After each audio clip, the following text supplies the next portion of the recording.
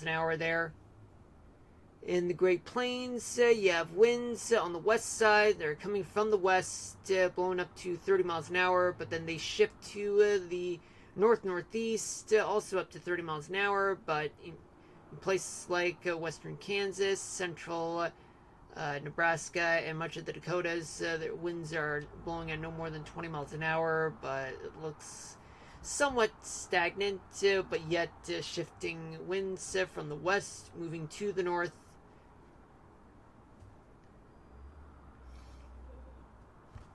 All right, folks, so let me just zoom in. So in the Ohio Valley, you have temperatures that range from 66 in Cleveland to 75 in Louisville. In the Great Lakes region, that includes Wisconsin and Michigan, where temperatures they're in the 60s to low 70s. In the Dakotas and Minnesota, you get temperatures in Minnesota. They are in the mid 60s to upper 70s. In the Dakotas, you have temperatures that range from the low 70s to mid 80s.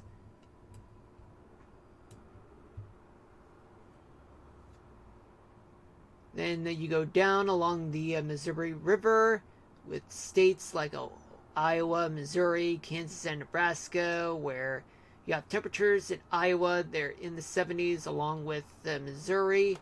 And in Kansas and Nebraska, you have temperatures range from the low 70s to upper 80s. In the Northern Rockies, you have Montana, Idaho, and Wyoming, where temperatures in Montana they range from 71 in Missoula to 88 in Miles City and Billings. In Idaho, you have temperatures in the northern half of the state. They are in the 60s to low 70s. In the southern half of the state, temperatures range from the mid 70s to upper 80s. In Wyoming, you get temperatures there. They are in the 70s to low 80s. In Colorado, you have temperatures that are in the mid 70s to upper 80s. In Utah, temperatures range from 79 in Logan to 93 in St. George. In Nevada, throughout much of the state, temperatures are in the mid 70s to low 80s. Then in the southern part of the state, temperatures are in the mid 80s to upper 90s. Then we go to Arizona and New Mexico.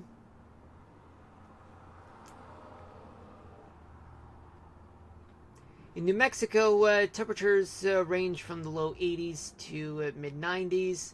In Arizona, you have temperatures in the northern half of the state. They are in the mid 70s to low 90s. In the southern half, temperatures are in the upper 90s to mid hundreds. Let's go to California. Oh boy, folks, I forgot to mention about the winds. Okay, so winds are blowing in California. Looks like in the northern half of the state, they're blowing to the north at up to 30 miles an hour.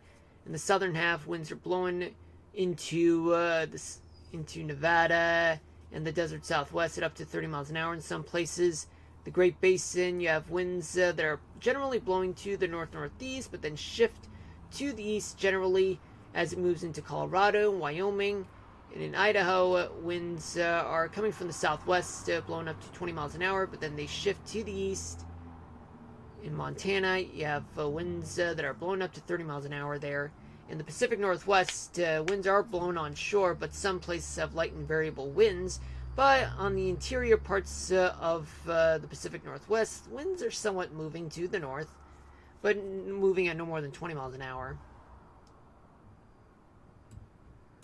All right, and let's go to California now. Temperatures throughout the coast, they range from 73 in Eureka to 88 in LA. And in Indio, you have 104. And in the northern half of the Central Valley of California, temperatures are in the 80s. The southern half in the low to mid 90s. Then we go to the Pacific Northwest, where in Oregon, temperatures are in the 70s to low 80s. In Washington State, temperatures range from 68 in Seattle to 82 in Yakima and Spokane.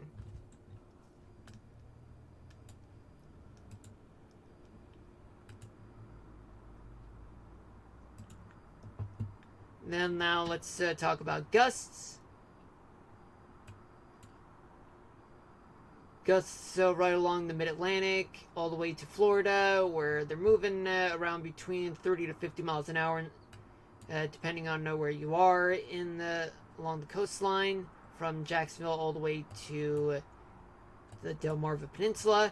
Winds blowing around 40 miles an hour in some places throughout the Great Plains and the Missouri River Valley, up to 35 miles an hour in the Northern Rockies, all the way down to Colorado and the Great Basin and the Sierra Nevadas, to up to 40.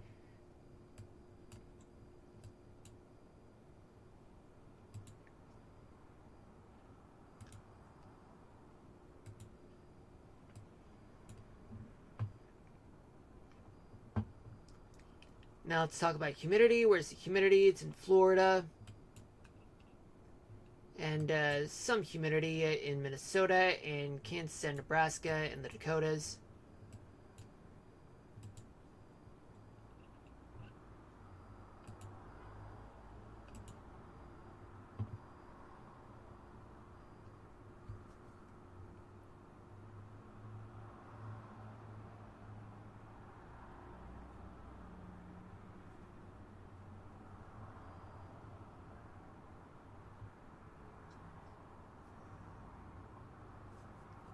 Okay, now let's talk about rainfall accumulation in the upper Mississippi Valley and the northern Great Lakes region. You have rainfall amounts that are up to 4 inches of rain in places like Minnesota, up to 3 inches of rain in parts of Kansas and Nebraska. Hold on a minute, folks.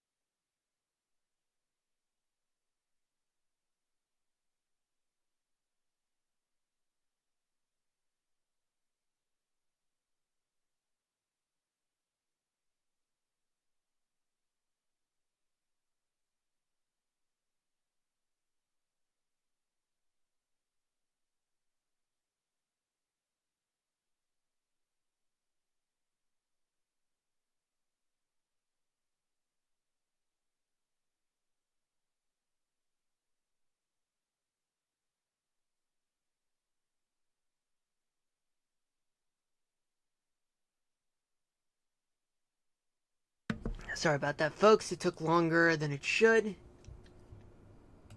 In Florida, in case I missed it, folks, you have parts of Florida dealing with about an inch to 3 inches of rain in some parts of the state.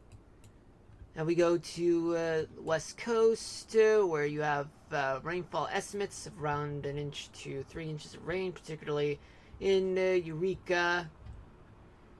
But just so you know, folks, the wind gusts, wind speed, and wind direction, and as well as rainfall accumulation, those are just estimates, folks, but you do may need to consult with your local officials and the local National Weather Service office for actual real-time estimates. Right now, this is all just estimates that I'm showing you guys, but real-time actual recorded weather data can actually tell you a better story, a better truth.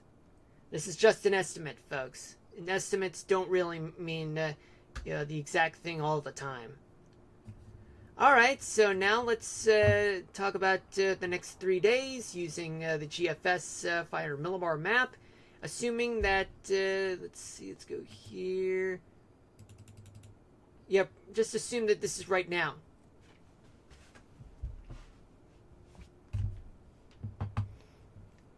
So we do have a ridge that's located over the Great Basin, Desert Southwest, a trough just located in the Hudson Bay area, just northeast of the Great Lakes region.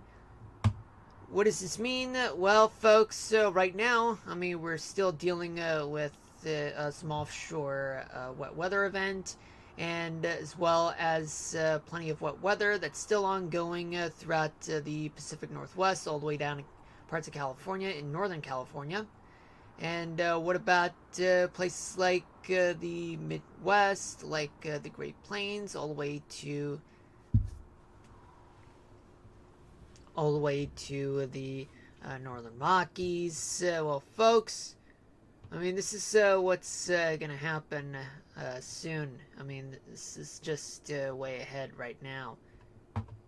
Yeah, but the Great Lakes region, well, right now it's just localized weather patterns. Yeah, in the meantime, folks. I mean, what do I mean by it? I mean, we do have plenty of, we have a warm front there. Areas of low pressure are lining up with a dry line along the Great Plains. Now, let's move on to 24 hours from now. So there's going to be a trough just off of the west coast, a ridge over the desert southwest, and a trough located over the southeast. This one is quite tricky, in which there's a tiny trough just over the upper Mississippi Valley and a ridge over the central Mississippi Valley.